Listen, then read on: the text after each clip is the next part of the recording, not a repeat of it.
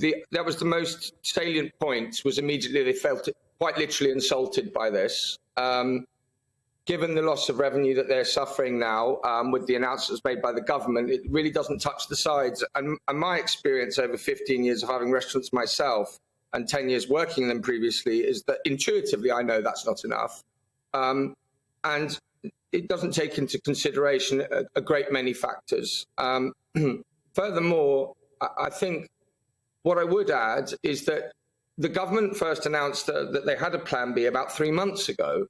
And it appears that there's been no real consultation with the hospitality industry in this intervening period prior to enacting this sort of plan B and talking about these things to discover what would be necessary to help the hospitality industry.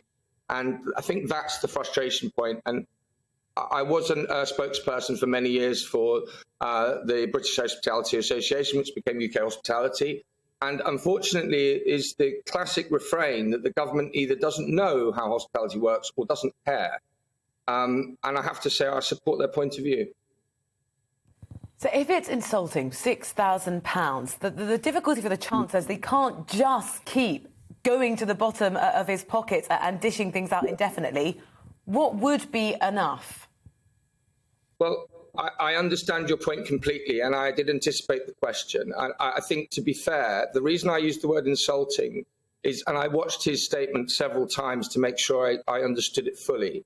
I think the use of the word generous on several occasions. I also think that my former colleagues and these restaurateurs that I spoke to, of which I spoke to 5 yesterday, who have a variety of places in London. I must admit it's a London-centric sample, but I'm sure their sentiments are shared by most across the country.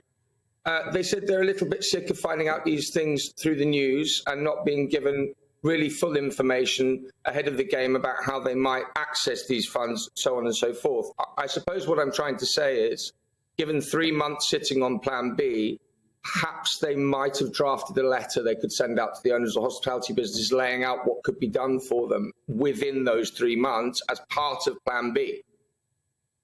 I mean, I think that's really what it's about. The insulting element is not just about the monetary amount. Sometimes it's not just what you say, it's how you say it.